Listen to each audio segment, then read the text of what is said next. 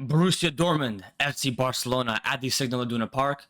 Welcome back to the Champions League and welcome to this match preview where we'll discuss the lineups, how this game can pan out, and why it is imperative for Barcelona to perform well and get a win out of this, regardless of their stance currently in the Champions League standings.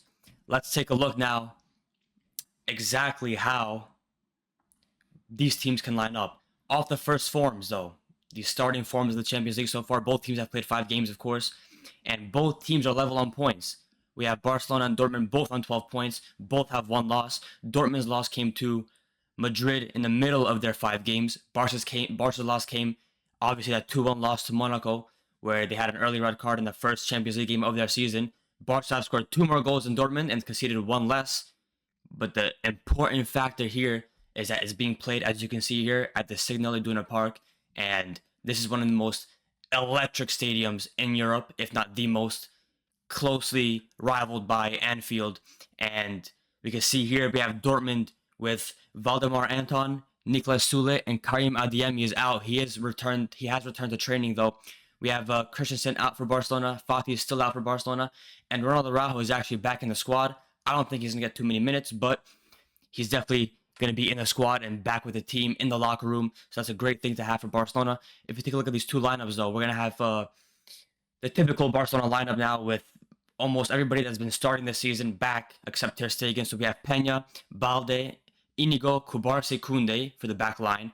And that proved to be extremely effective at the start of the season. It has been shaky recently, but they're going to have to recalibrate their focus and make sure they get back to what they were before, because the wingers on Dortmund are no joke. Guirassy is back as well. He is going to be a very important player for their build-up in the holding up the play, receiving the ball, and turning for the through ball. Dortmund also have Julian Brandt out. I'm not sure why he's in this predicted lineup. Julian Brandt is out. Nuri Sahin, their manager, confirmed that. So Julian Brandt is out, and that's a big loss for Dortmund, but an advantage for Barcelona. He has been very good recently for them across the last 2 to 3 years. He's very much improved. And if we continue here with Olmo, Casado, and Pedri, this is obviously going to be a 4-2-3-1, not the 4-3-3 that you see here. Olmo's going to be playing as a 10. Casado, Pedri, in the double pivot. Very good midfield. If Olmo can refocus himself and perform how he's performing in the start of the season, it's going to be a huge advantage for Barcelona. Their midfield can dominate any team on the planet, even Man City. I know that's bold to say, considering they have been very good with their midfield. Not this season, but across the last couple of years. This Barca midfield is spectacular when they're all playing at a high level. Casado, Pedri, they complement each other well. Olmo as a 10 brings it all together. And then, of course, we have the front three of Lamine Yamal, Rafinha, and Lewandowski. Lewandowski on great form in terms of goal scoring this season. He's been a bit shaky recently, but still gets his goals. He's still scoring. He's still getting into good spots. Rafinha, we all know how he's played. He's the highest rated player on average in the UCL this season with an 8.44 rating. And Lamine Yamal, we all know his assists this season, his impact for Barcelona, and how they performed without him. Tomorrow, though, they will have him in the team. Dortmund will have Kobel, wonderful keeper. Ryerson, great right back. Emre Can, Schlotterbeck, who is, by the way, a very good ball-playing center back, Schlotterbeck. Barca's going to have to be careful with that, because if he picks out good passes through the midfield and finds Guirassy or Brandt on the turn, Bino Gittins, who has been insane this season, especially in the Champions League, and Daniel Malen with their speed and dribbling ability, will get through, especially on Barcelona's high line. They're going to have Ben Sebaini, Sabitzer, who's been very good, and Felix Mencha, who has been spectacular this season. Mencha has found a new level within himself, and in that Madrid game that he played, he was running that midfield until the second half started, and Nuri Sahin switched up the tactics. Dortmund sat back for some reason when they had a 2-goal lead, and they let Madrid take the lead from them. What we saw from that first half, though, Dortmund was all over Madrid. Bino Gittins and Malen were eating their fullbacks alive.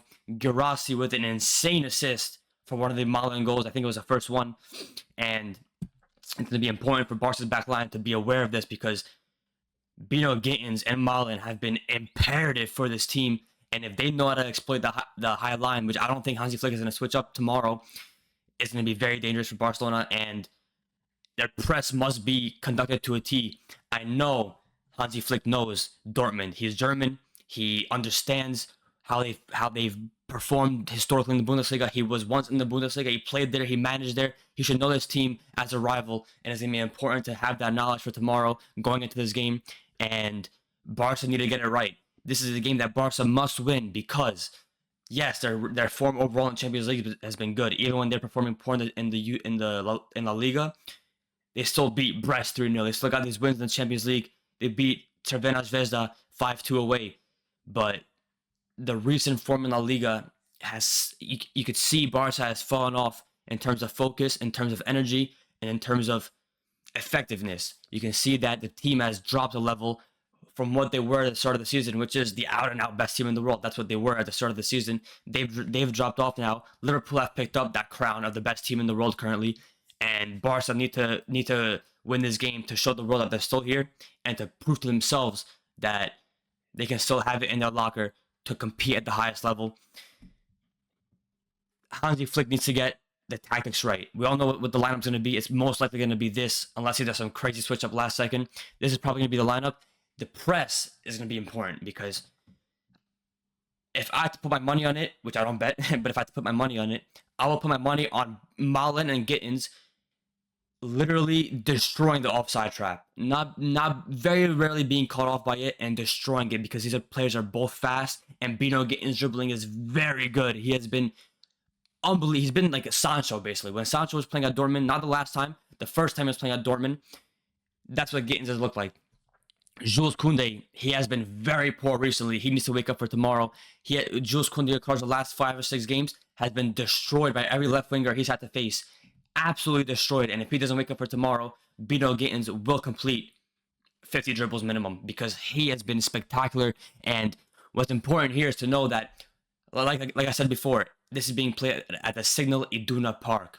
And if you take a look at Dortmund's form this season, they would be placed 19th in the Bundesliga if it was just away games that were being counted. So they have been so poor away games, but they would be placed first in the Bundesliga if they count only home games. That is how much of an impact their home stadium has. It is electric. The yellow wall is an unbelievable force of fans. It's a cauldron in there, and it's going to be important for Barcelona to not be affected mentally by it.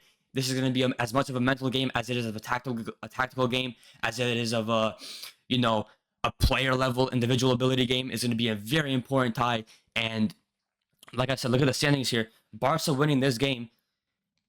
I'm not sure who Inter play. Let's take a look at who Inter play. Inter's next game is against Leverkusen. Leverkusen is also no joke, and they're playing that game away. It's going to be important for Barca to win. If Barca win this game, they go to second place, assuming Inter do not win. And second place in the UCL this season with the teams that are here, Liverpool, Inter, Dortmund, Atalanta has been insane. They're playing Madrid today. Leverkusen's been good. Arsenal, Sporting. These are all teams that have been very good in the Champions League. They've given the big teams a hard time. You see Real Madrid down here, PSG down here. They've had to face some of these teams like Lille, like Benfica. These are all teams that have given these big teams a hard time, and it's going to be important for Barca not to be susceptible to that. They need to remain strong. They need Hansi Flick to come in and make sure everything is set up perfectly for this game, because not just beating Dortmund. Yes, Dortmund is a great team. Barca versus Dortmund is a big UCL tie.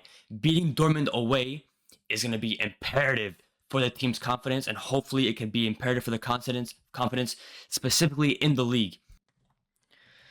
So let me know what you guys think. This is the decently quick match preview, and hopefully Barca win. I'm going to go for a Barca win by at least 2 goals tomorrow. I think they're going to do it. I think Hansi Flick is prioritizing the Champions League here, and we've seen it. We've seen the team drop off a bit in La Liga, and he has, in games like the last game versus Betis, Hansi Flick taking off players like Rafinha, like Olmo, when it's been a narrow lead. And a narrow lead against Betis, 1-0 away, is not a big lead. It actually is closer to a draw than it is to a lead, even though they're winning. So it's going to be important to get this win for the confidence, get this win for the team morale, and let's see if Barcelona can do it. It's going to be a mammoth game away at the Signal Iduna Park. Let me know what you guys think, and I'll see you guys for the match review. And I'll also do a not special video, but a bit of a different video of a UCL overall of the week review. So thank you guys for watching, and I'll see you in the next video.